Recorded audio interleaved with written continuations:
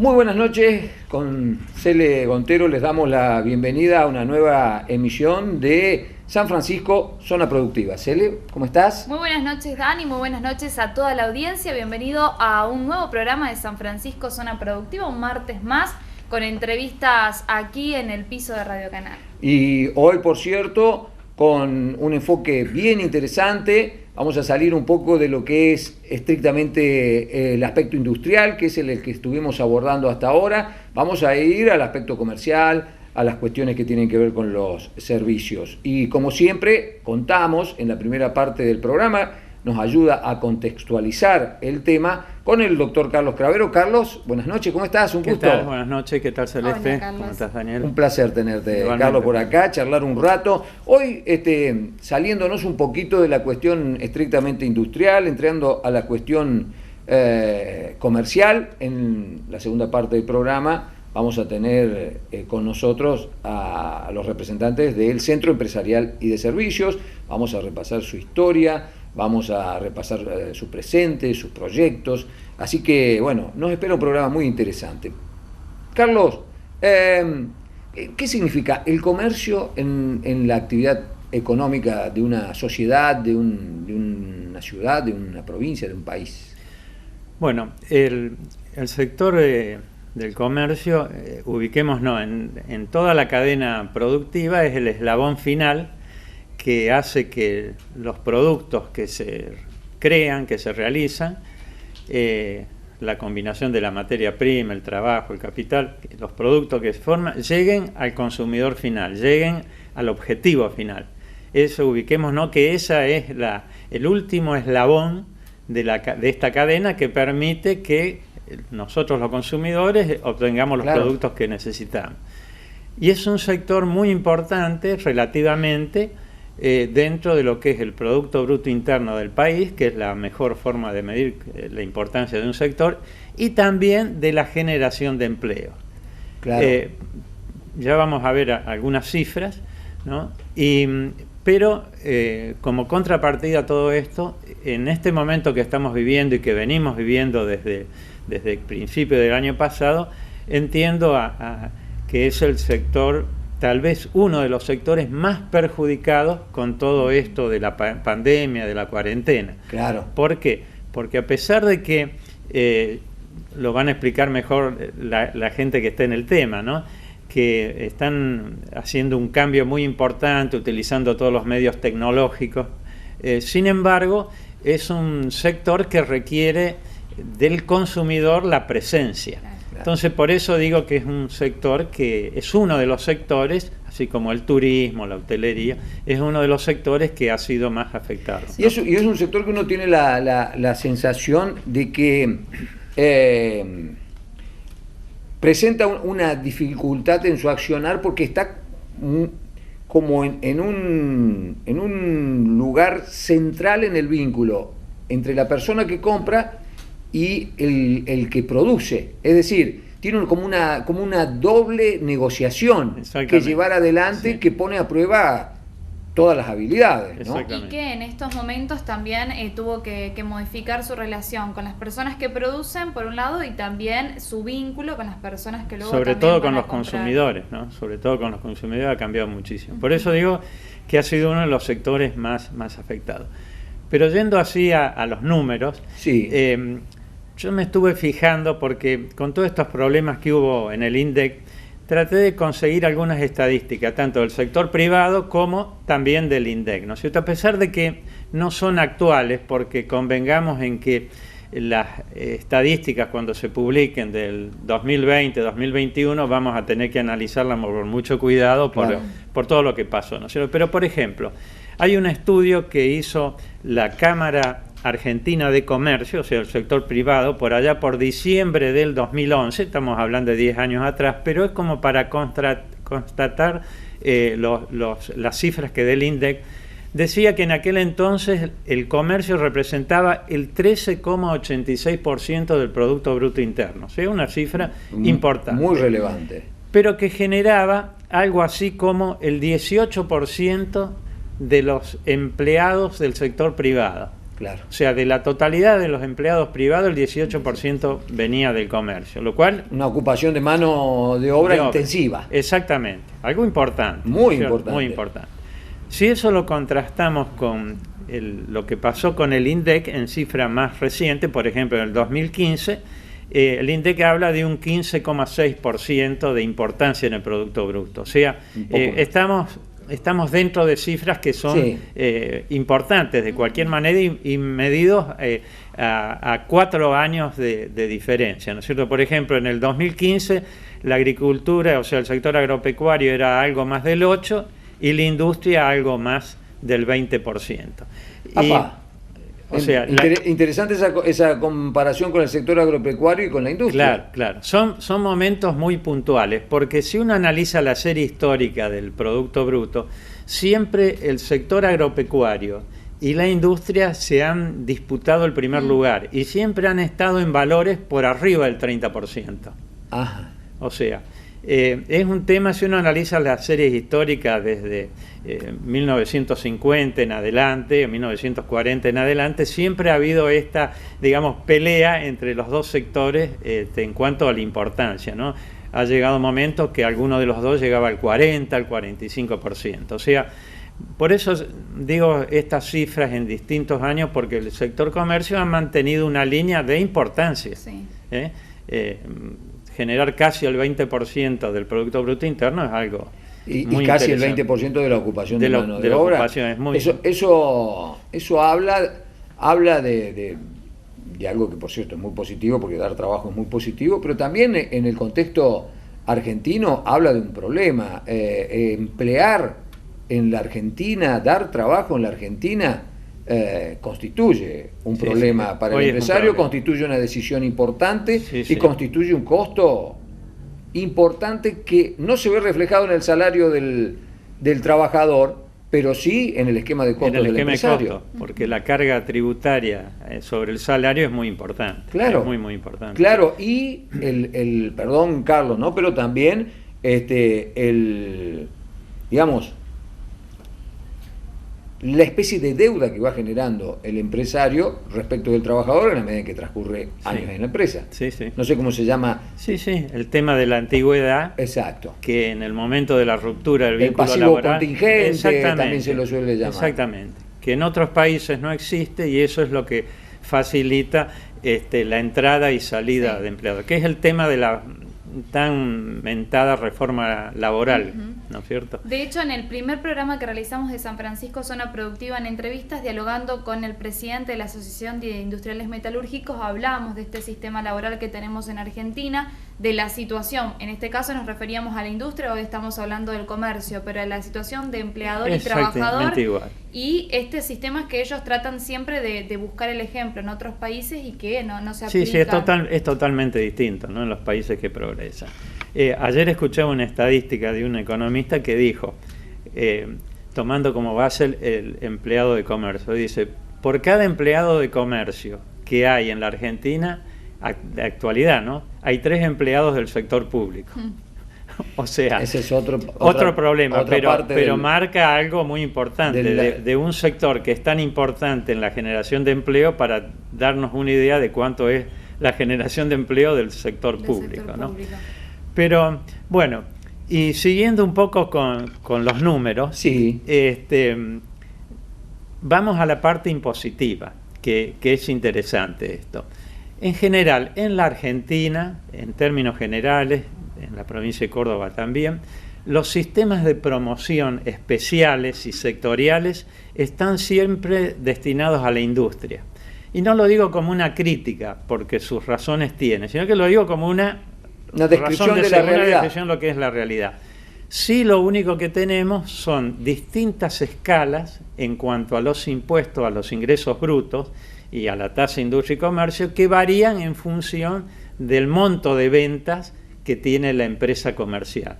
Pero no hay una política de promoción. Está la promoción industrial, pero no existe la promoción comercial. Claro, tenés razón. Y en esto de las estadísticas de lo que pagan, es interesante decir en términos generales, porque no se puede analizar puntualmente, que tenemos que decir que en el impuesto a los ingresos brutos, de acuerdo a la actividad y de acuerdo al monto de ventas mensual, tenemos que hablar entre un 3 y un 6%.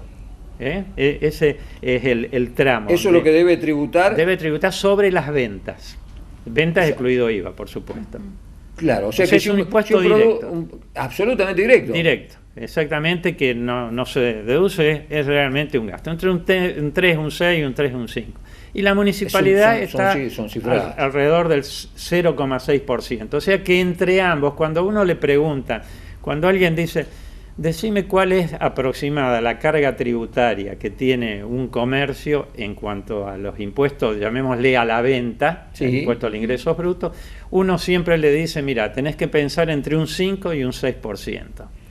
Eso es... O sea que tu producto, si vale 100 pesos, vos tenés 5 que van... 5 que van directo o 6, de acuerdo a las circunstancias, que van al Estado local, o sea, provincial y municipal. O sea, lo cual es una carga importante. Claro, ¿no? porque cuando uno hace las cuentas del almacenero, que nosotros lo salimos a hacer en distintos aspectos muy rápido, es decir, ¿cómo puede ser que este comerciante me venda este producto, le cuesta 60 pesos y me lo vende a 80 pesos? Claro, y todo, además de los impuestos ¿cómo puede ser que le gane, no sé, el 30, 40%? Claro. No es tan así. Hay que entrar a analizar después cómo es la estructura de costos. Y este es directo. Yo vendo 100, pago 5 o pago 6, de acuerdo como es muy difícil entrar a hacer los cálculos en cada situación. No difícil, ¿no? Es complicado explicarlo en un programa, pero sí tener esa idea de que estamos entre un 5, un 6%. Además de los impuestos nacionales, ¿no es cierto? Claro. Impuestos a las ganancias, bueno, eso aparte, pero esto es directo, es un cálculo directo. Esto es el ingreso bruto y la tasa de comercio e industria. Tasa de industria y comercio, exactamente. Claro, y después tenés inmuebles, si el inmueble es seguro, tuyo, sí. Tenés, bueno, ganancias, obviamente algún tipo de ganancias tenés que tener porque si no, no funcionás. Sí, seguro. Entonces, es un tema... Si sos el empleador, un trabajador... seguro. La situación que contamos recién. Sí, lo que hablábamos recién, que el costo laboral no es el mismo que lo que le ingresa al trabajador. O sea, hay una brecha muy grande entre el aporte patronal, la retención que se le hace al personal para contribuir al Estado en todo este sistema previsional. Y agrego un elemento más que realmente lo perjudica al sector, que yo considero que es el sector más afectado por la economía informal, el sector comercial. ¿Por qué digo esto? Entiendo. Porque fíjense ustedes, y lo vemos a diario en los medios, el tema de los manteros, para dar un ejemplo, ¿no? Sí. El tema de los manteros que se le ponen sin costo alguno en la vereda del comercio que tiene que pagar todo esto que estamos contando. Acá no lo vemos todavía, ¿no es cierto?, en términos generales, pero en metrópolis grande hay... Acá hay, por ejemplo, mucha venta por redes sociales, por internet que afecta. Y se nota clarito, uno después lo pone en el contexto social en el que nos encontramos y uno puede comprender, pero es gente que produce algo en su casa sin ningún tipo de control y lo vende sin ningún tipo de impuestos. Lógicamente, muchas veces son productos alimenticios y ese tipo de cosas. Y esto está agravado por la situación esta de pandemia, donde las ventas por las redes sociales han proliferado y bueno, esto ha llevado también a la otra parte, a que la economía informal se mueva por ahí, ¿no es cierto? Carlos, nos está dando un muy buen contexto para después profundizar con los amigos que representan a los comerciantes de San Francisco y de la región. Esta mañana, cuando charlábamos un poco sobre el programa y cómo enfocarlo, nos contabas una anécdota que tiene que ver, que nos sirve para parangonar, ¿no? Años atrás con la actualidad. Vos recién recibido, instalándote en San Francisco, el centro comercial te invita a dar una charla. Me invita a dar una charla. Y primero me llamó la atención el lugar donde diste la charla. Claro. El lugar era acá en Boulevard 25 de Mayo, yendo hacia el oeste, a mano derecha, la vereda norte. ¿Estamos hablando de qué año? ¿1970? 1970. Estamos hablando de 50 años atrás. y estaba en una planta alta, que era un departamento muy, muy grande, departamento de esos que se hacían antes, muy extenso, claro, con mucho fondo. Sí. Y ahí funcionaba la secretaría, la gerencia. Me acuerdo que daban cursos de inglés y además de toda la actividad administrativa. ¿Del presidente no te acordás quién era? Sí, el presidente era Constantino Esper. Ah, mirá. Que fue muchos años presidente. Sí, ¿no?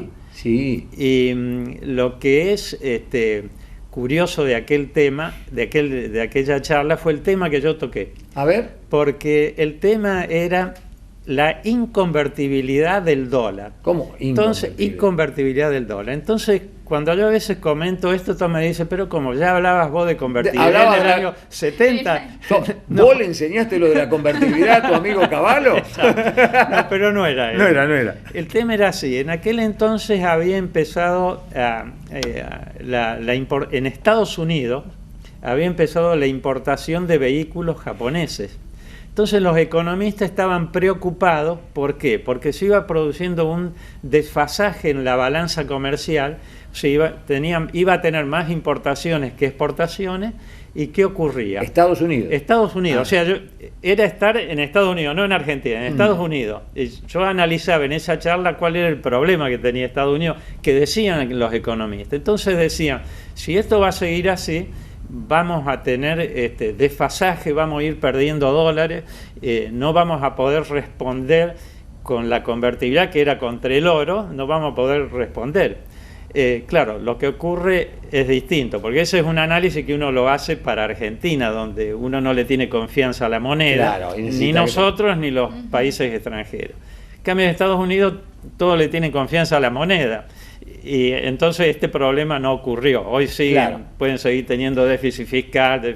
Y emiten y no hay inflación. Y no tiene problema, que es lo que los otros días decían, pero Estados Unidos emite y no tiene problema. Nosotros tampoco vamos a tener problema. Claro, la diferencia es que nosotros no confiamos en nuestra moneda y eso nos genera un proceso inflacionario, claro, que Estados Unidos también lo está analizando. Sí. Porque se le ha movido medio punto la tasa de inflación, medio punto en el año.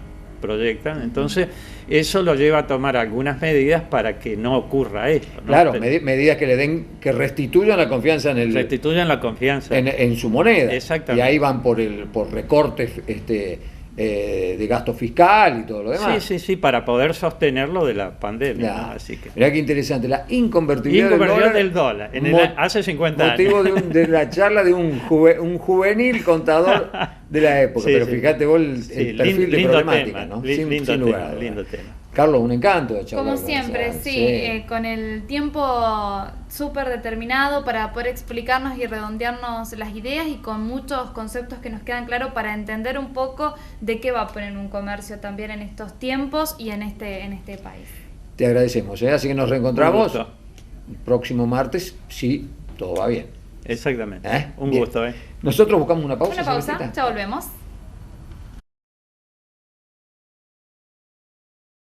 Bien, aquí estamos de regreso, Celeste, con los amigos del Centro Empresarial y de Servicios que pasaremos a presentar. Tal como lo habíamos anunciado, nos visitan el presidente del Centro Empresarial y de Servicios, Darío Tamagnini, el vicepresidente Leonardo Cafarata y el expresidente y vocal Ernesto Armando para hablar un poco acerca de la actualidad del Centro Empresarial y de Servicios. Hicimos historia, contextualizamos respecto a los comercios en San Francisco, en Córdoba y en Argentina, y ahora queremos abocarnos precisamente a esta institución que los agrupa en nuestra ciudad. Así es, y también vamos a profundizar un poco más en algunos aspectos que tienen que ver con la historia del Centro Empresarial y de Servicios, que no siempre se llamó así, por cierto. Ernesto ya nos va a contar un poquito, y también, por supuesto, la actualidad, el presente y los proyectos futuros. Así que vamos a arrancar con Ernesto. Primero, un placer tenerte aquí con nosotros y contarnos un poco de la historia del Centro Empresarial y de Servicios. Nos decías en la charla previa que es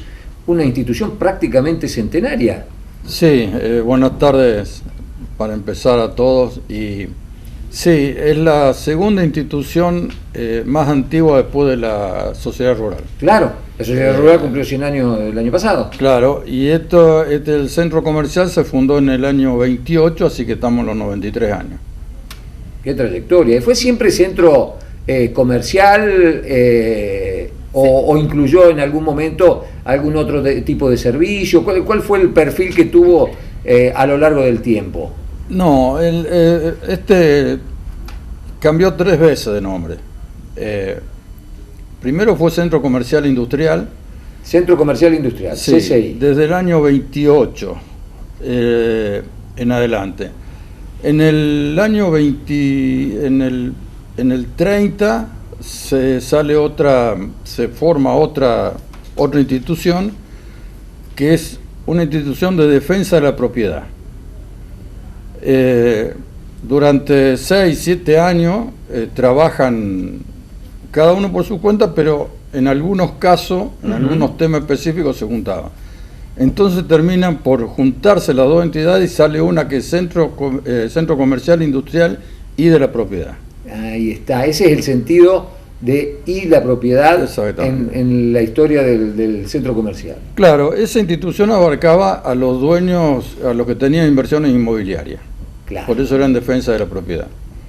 Claro. Y se llama así Centro Comercial Industrial y de la Propiedad hasta el 2002, que se le cambia por Centro Empresarial y de Servicios, porque habían empezado a surgir los centros comerciales. Claro. El centro comercial es que conocemos también como shopping. Como shopping, exactamente. Entonces se nombraba Centro Comercial de San Francisco y se pensaba que era un centro de comercios. Entonces se le cambió por Centro Empresarial y de Servicios. Claro. Ya no entra más industria, porque ya la industria hacía muchos años que se había formado su institución, y bueno, así estamos hasta la actualidad. ¿Alguno de los hitos más importantes de los que participó el Centro Comercial Industrial, el Centro Comercial Industrial de Servicios de la Propiedad y el Centro Empresarial? ¿Fue promotor de algunas obras? Estoy recordando de haber leído de la historia de San Francisco, fue promotor de algunas de las principales obras. De muchas. Hablando ya por ejemplo, en la década del 40, con la construcción del primer acueducto. Sí, señor. Anterior a eso, con la pavimentación de la Ruta 19. En el 36, claro. Sí, ya más adelante, con el traslado del ferrocarril de acá del centro a la actual ubicación. Claro, cuando ya el ferrocarril dejó de ser un promotor del crecimiento de la ciudad y pasaba a ser una traba, digamos. Exacto. Y después el proyecto del centro cívico. Claro. Bueno, también fue impulsor del segundo acueducto. Claro. Uno muy importante, el tema del parque industrial, que nace en el centro comercial. Claro, los industriales se reunían en el centro comercial. No, pero ya los industriales estaban por su cuenta. El parque industrial nace como una inquietud del centro comercial, porque había algunas industrias, o sea, el centro comercial siempre tuvo industria asociada al centro. Y empezó a haber problemas con algunas industrias que funcionaban dentro del eje urbano, con algunos problemas con los vecinos. Entonces, algún socio del centro tiró la idea en una reunión, y el centro empieza con la idea de hacer no un parque industrial, sino una región, un sector industrial. Una zona industrial. Que es lo que hay en muchos lugares que no son parques industriales, sino que son zonas. Hay como un sector determinado para la destinado a la industria, pero no está cerrado, no tiene las características de una especie de. Porque el centro industrial es como una institución en sí misma, territorialmente también. Claro, un complejo. Claro, es un complejo que tiene administración propia, seguridad propia, servicios propios y todo ese tipo de cosas. Claro, tienes razón. La industria en general, cuando queda muy encerrada por todo lo que es la parte de población, complica.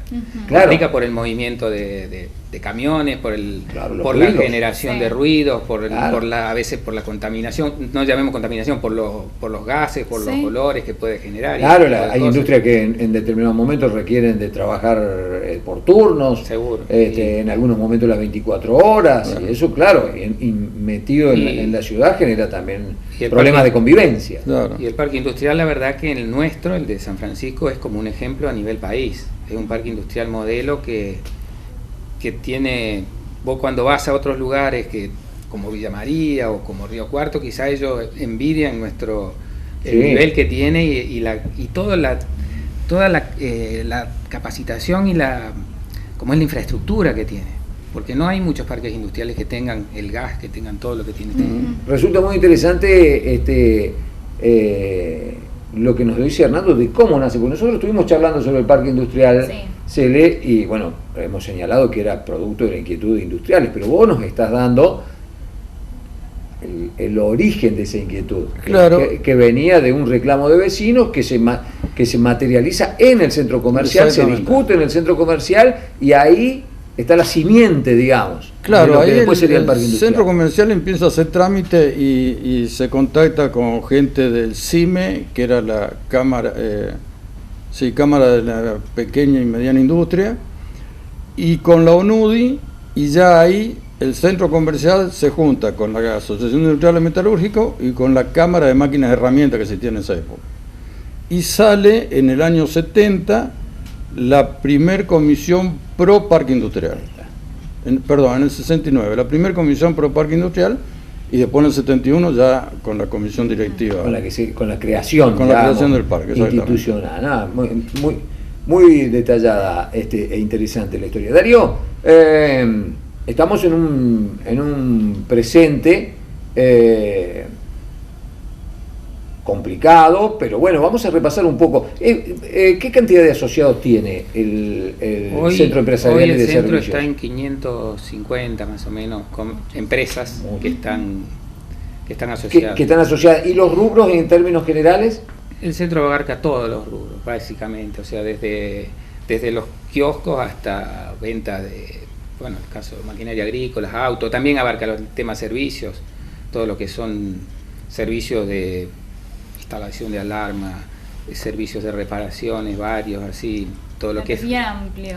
Es muy amplio, sí. ¿Asociarse implica el pago de una cuota? De una pequeña cuota, sí, la verdad que las cuotas son pequeñas. Hoy yo creo que la idea que tenemos nosotros es de tratar de, en este contexto tan complicado que nos generó toda la pandemia, de tener la mayor cantidad de asociados, no esperando el tema de lo económico, sino porque necesitamos unirnos para trabajar en esta situación. Siempre en las crisis es donde más necesitamos trabajar en conjunto para poder tratar de salir lo menor dañados posible. Yo creo que ese es un tema bastante candente en este momento. Imagino también que ustedes son el nexo entre todos aquellos asociados y el municipio o el COE en este caso, teniendo en cuenta las medidas sanitarias, y en otro momento también siendo siempre el nexo entre lo que ellos consultan, requieren. Sí, por supuesto. Sí, el trabajo con la municipalidad fue constante desde que empezamos con todo este tema de las restricciones, porque hay que tener en cuenta que estas restricciones tan duras que se pusieron, más que todo al principio, fueron realmente muy dañinas para la economía de las empresas. Había que pagar sueldos sin poder trabajar. Eso fue un tema que, si bien después el Estado ayudó, pero es lo que discutimos siempre. El Estado, cuando sacó el famoso el tema de las ayudas a las empresas, nunca llega. Nosotros tenemos que tener en cuenta que somos representantes de empresas muy pequeñas, claro, hasta unipersonales, hasta 100 empleados. Casos, claro. Desde un empleado, a esas empresas nunca les llega la ayuda porque siempre tenés una traba, o que no estás bancarizado, o que te falta el papel de no sé dónde. Eso por lo general llegó siempre a las empresas más importantes, que está bien, o sea, todos lo necesitaban por igual. Claro, pero una empresa más importante tiene una estructura para gestionar todo eso. Seguro, y normalmente las empresas más pequeñas o los comercios más pequeños, a esos te diría que no le llegó a casi nadie. Ese fue Darío, en términos generales, el número de asociados en esta época de pandemia, ¿tendió a mantenerse, a crecer o tuvieron una caída? No, creció. Hicimos un trabajo bastante importante de contactarnos con las empresas. También hicimos todo el trabajo de los centros comerciales abiertos, que después a lo mejor ya vamos a charlar bien porque él estuvo con ese tema, pero eso generó un poco digamos que la gente vea que trabajando en conjunto es más fácil, y realmente hay que mirarlo no con una en el sentido de trabajar en conjunto, no verlo al colega como un competidor, sino más que todo como un apoyo para salir juntos.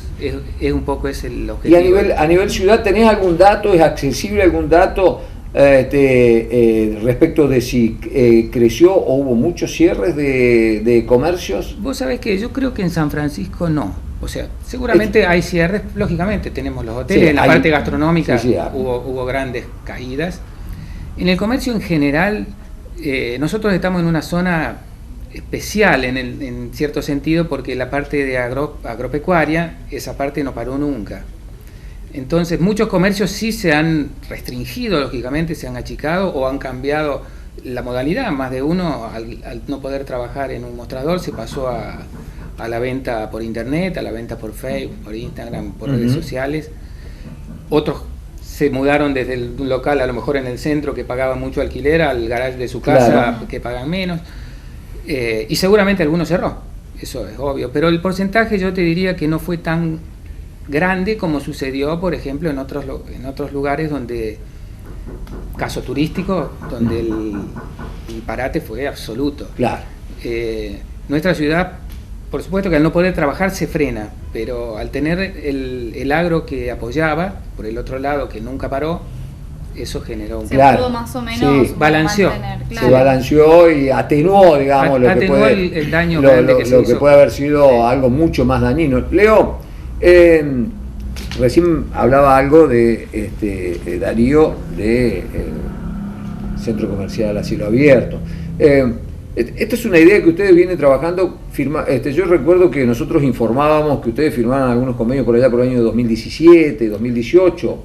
A finales del 2018, en diciembre. A finales del 2018, que nosotros lo veíamos los convenios, viste que uno se torna escéptico cuando maneja mucha información, porque damos mucha información que después alguna llega a buen puerto, otras se quedan a mitad de camino. Y cuando ustedes firmaban este convenio, decíamos, esto avanzará, esto se materializará, llegará a buen puerto. Veíamos mucha inquietud, veíamos mucha gente joven en la movida, pero bueno, nos quedaban algunas dudas. ¿Cómo evaluás ese proceso de fines del 2018 hasta la actualidad y qué se hizo? El proceso fue muy bueno para el centro empresarial y para la ciudad. Es muy bueno que se logren este tipo de acuerdos, porque son acuerdos público-privado. Lo privado seríamos nosotros, lo público es el municipio. Claro. El convenio trata de un gerenciamiento de un sector, digamos, comercial, a la cual denominamos centro comercial abierto. En este caso, hoy en San Francisco ya tenemos 3, zona sur, zona norte, y vamos al centro, que es la que comprende los comercios del centro. Eso significa que el municipio trabaja en conjunto para poder facilitar las acciones a llevar adelante.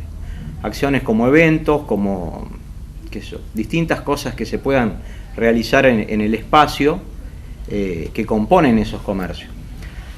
Mejorar su infraestructura, poder hacer que sea algo distinto, que se demarque algo distinto, que se pueda comprender lo que es una zona comercial que está cuidada, que está tratada entre lo público y lo privado. Claro.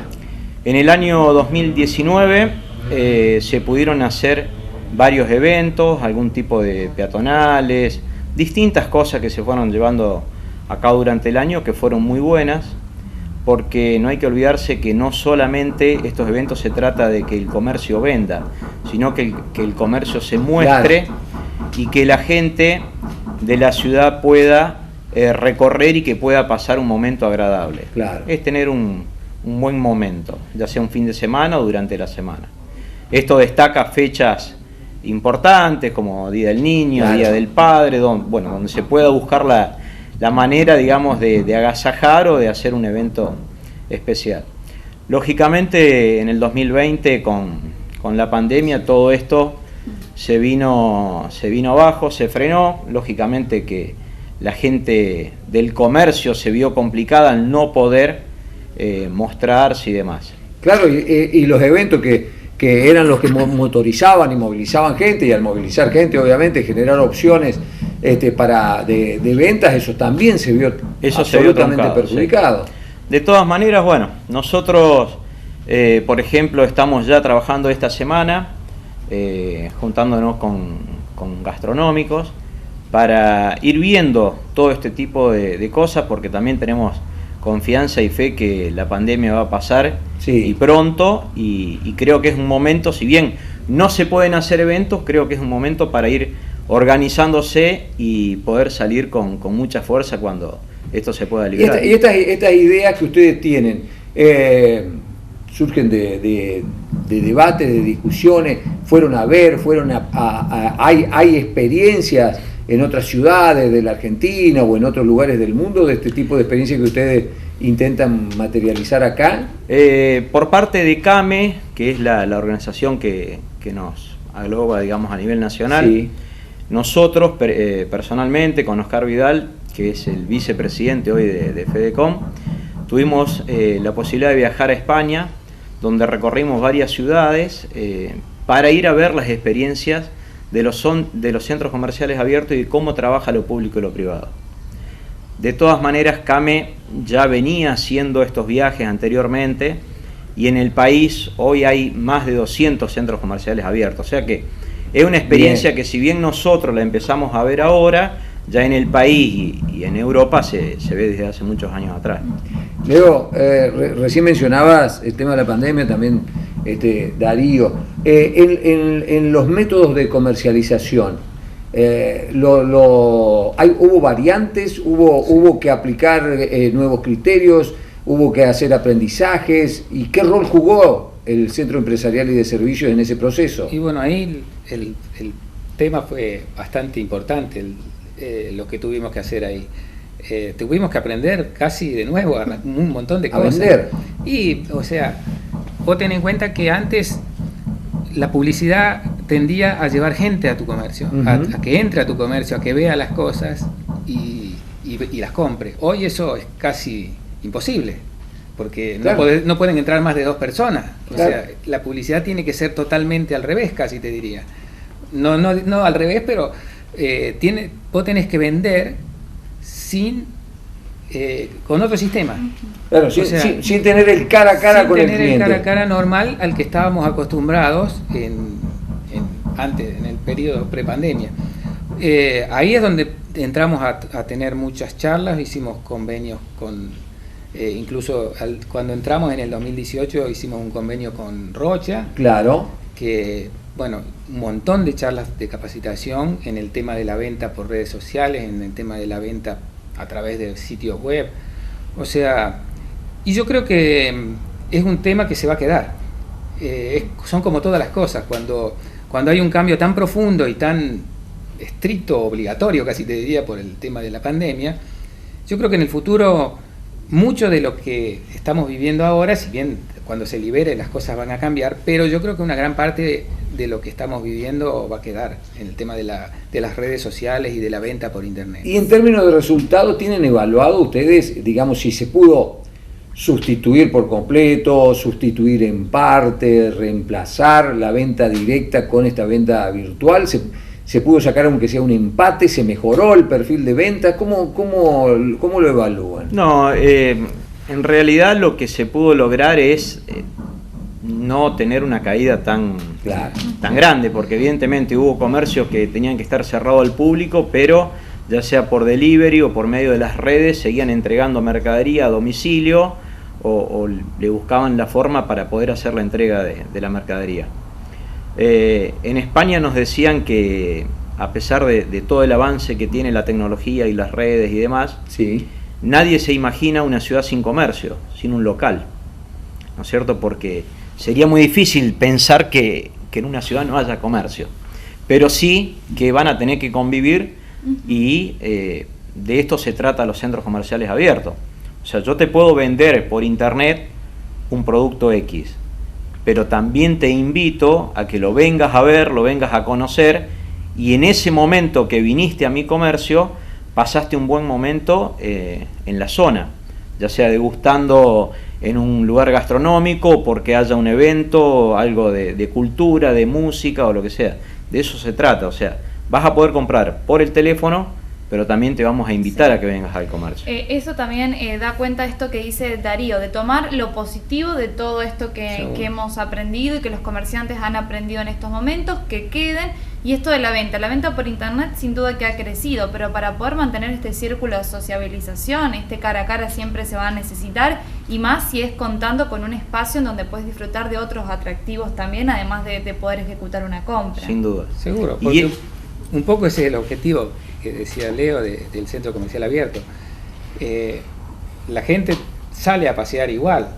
Si vos en ese momento que salís a dar una vuelta, la pasás bien, porque tenés todos los condimentos dados para que vos la pases bien, y también podés comprar. O sea, se genera todo ese clima que es muy bueno para el crecimiento. Esto me hace imaginar a lo que se vivía pre-pandemia con los encuentros acá en el centro cívico, en donde todos los negocios mantenían sus puertas abiertas hasta altas horas, después caminabas en otras calles y podías encontrar un puesto de comida, los comercios también de calles linderas abiertos, y esto es un San Francisco en donde pre-pandemia uno lo imagina con colores, con música, con gente caminando, no solo de la ciudad, sino también de la zona que se acerca. Esa es la otra parte que hay que tener en cuenta, y una cuestión que San Francisco hoy también se pudo acomodar muy bien, que es la parte hotelera. Claro. Y eso es algo que nos decían en todas las ciudades que recorríamos, o sea, la parte comercial, gastronómica y hotelera van de la mano. Siempre fue un déficit muy grande. Bueno, don Ernesto me va a poder corroborar esto que yo digo. ¿Cuántas veces hemos dicho, antes de esta época, pucha, qué atrasado que estamos en materia de hotelería, o qué difícil es hacer un evento importante y traer gente importante si no tenemos la hotelería necesaria? Eso es algo que se ha revertido en estos últimos tiempos, gracias a Dios. Sí, nos pasó con Mercoláctea, que bueno, Mercoláctea era un evento tan importante para la ciudad y no teníamos para ofrecer, digamos, algo tan importante como era la hotelería. Pero esto nos hace ver de que, a pesar de la situación económica y todo, hoy San Francisco tiene una hotelería de primer nivel, y no nos olvidemos que también los empresarios de San Francisco han invertido en sus infraestructuras, han mejorado también sus hoteles, y bueno, esto hoy ya nos prepara para recibir gente de afuera, empresarios que tengan que venir al parque industrial.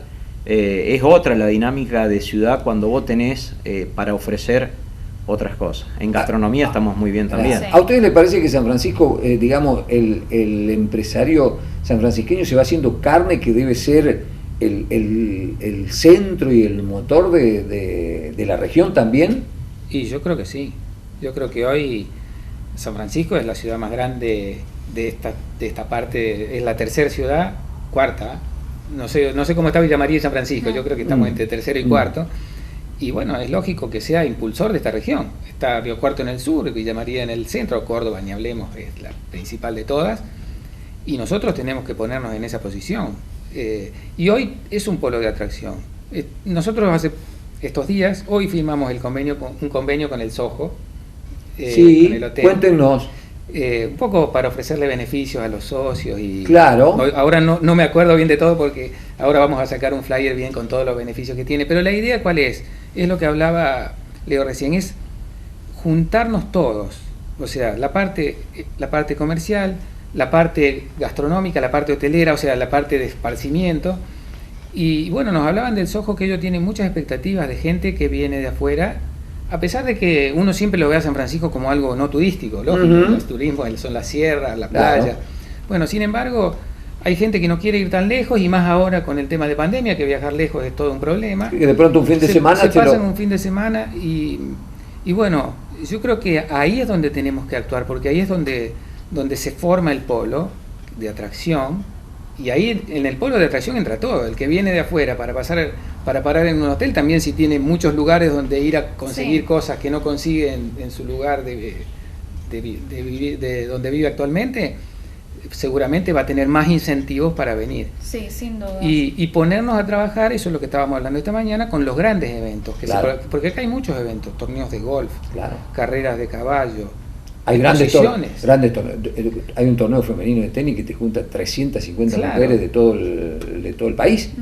prácticamente. Pensemos en épocas de apertura total en la cultura, el Festival del Humor, la Buena Mesa y la Canción, en donde vienen un montón de artistas, un montón de gente de otros lugares que precisa dormir, entonces tiene un buen hotel, al otro día puede salir y recrear también en diferentes actividades acá en la ciudad. Eso sería también. Ahí es donde tenemos que coordinarnos todo, lo público y lo privado, por supuesto, con el municipio y armar el evento entre todos. Nos comentaste que, bueno, con el municipio hay un ida y vuelta, por supuesto habrá diferencias también, nos las imaginamos, pero hay un trabajo. ¿Con el resto de las instituciones encuentran un eco en este tipo de planteos? Sí, nos hemos reunido muchas veces.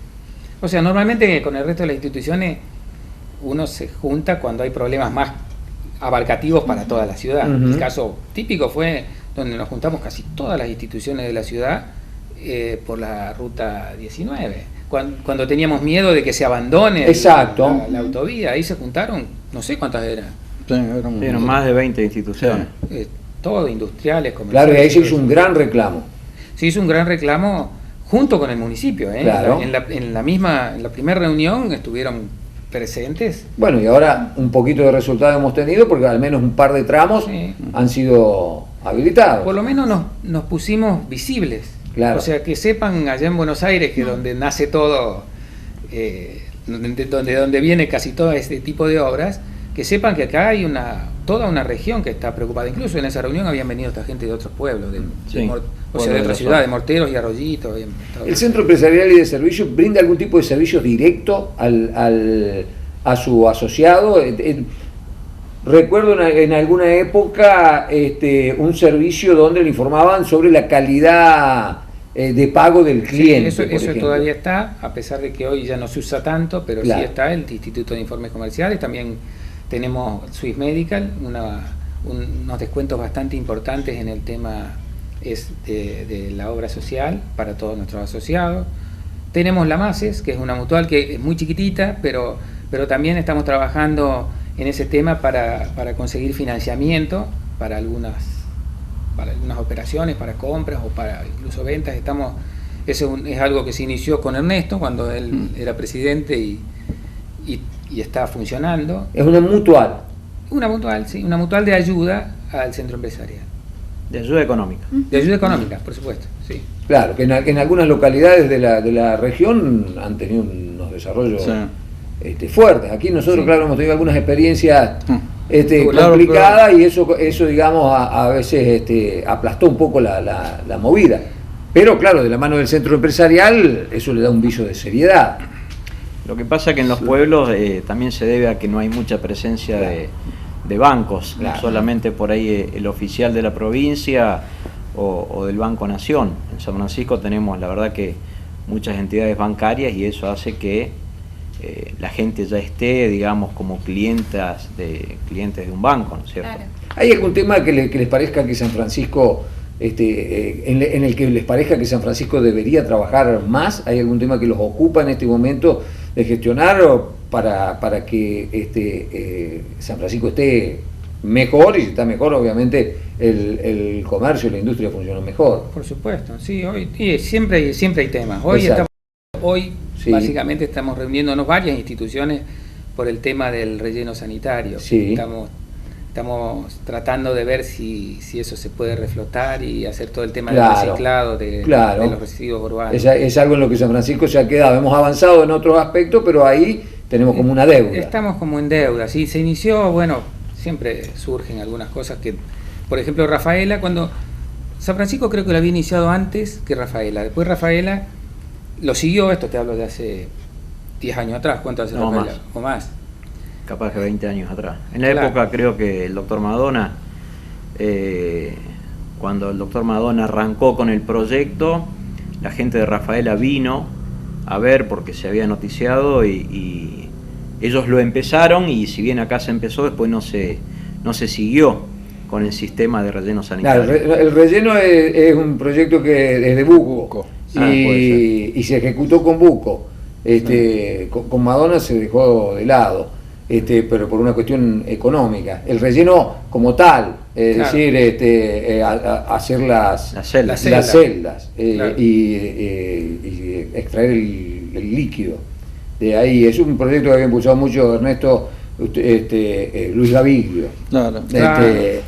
Y había venido un ingeniero Patiño, y pero era extremadamente costoso, y en los momentos que vivió la municipalidad, en la último tramo de la gestión de Buco y al principio de Madonna, se dejó pero son temas que hay que retomar, porque nosotros necesitamos una ciudad moderna y una ciudad que ambientalmente tienda a mejorar. Estoy pensando en el futuro eso, porque es un tema que se viene, todo el tema ecológico. Tenemos que empezar a pensar que cada vez hay más residuos que son muy perjudiciales para el medio ambiente. Todo el tema electrónico, el tema de cada vez hay más baterías que se tiran y no se recuperan, o sea, no se recuperan en la forma que tienen que recuperarse. Es todo un tema que yo creo que hay que empezar. Seguramente cuando uno habla parece que, porque todos estos procesos son muy costosos. Y muy lentos. Y muy lentos. Pero hay que empezar y seguir. ¿Quién te dice que no es la simiente que sembraron los amigos en el centro comercial cuando discutían sobre la posibilidad de una zona industrial y que después se transformó en un parque industrial? Claro, si uno quiere resultados inmediatos, no los va a lograr, pero si no hubieran plantado ustedes esa semilla allá en el año 68, 69, hoy esto no sería una realidad. Y bueno, con estos temas pasa lo mismo. Seguro. Sí, y bueno, y hoy estamos también con muchos temas parados por el tema de la pandemia. Bien. Pero se muestra activo, se muestran como una institución dinámica, haciendo un aporte muy importante a lo que es la actualidad y es el futuro de San Francisco. Así que nosotros les agradecemos que nos hayan brindado este buen panorama de la historia, pero también del presente y del futuro del centro empresarial y de la ciudad. Sí, que viene trabajando desde hace muchos años, y que bueno, en este momento tan excepcional también pudieron hacerle frente a toda esta situación y ya piensan en lo que se viene post-pandemia. Y son, sin lugar a duda, ustedes una parte esencial en este San Francisco como zona productiva que nosotros intentamos mostrar en este programa, y que no tengan dudas de que, a pesar de que ustedes trabajan cotidianamente con todos estos temas, mucha gente que nos mira dice, a la pucha, es mucho lo que hacen, y no hemos repasado todos los temas porque nos hemos quedado cortos de tiempo. Nos pasa lo mismo con las empresas. Pucha, yo sabía que estaba esta empresa, pero no sabía que hacía esto, no sabía que vendía a tal lugar, no sabía que sus productos están, no sé, en Armenia, en París, en un subterráneo en Madrid, y eso se fabrica acá en San Francisco, es fruto del trabajo de sanfrancisqueño, de la creatividad sanfrancisqueña. Y bueno, a nosotros eso nos hace poner orgullosos, pero creemos que hay que trabajar para hacerlo conocer, y ustedes nos ayudaron en eso, así que muchas gracias. Perfecto, muchas gracias. Muchas gracias a ustedes, Dani. Bueno, Dani, hasta aquí hemos llegado. Nos encontramos el próximo martes con un nuevo San Francisco Zona Productiva.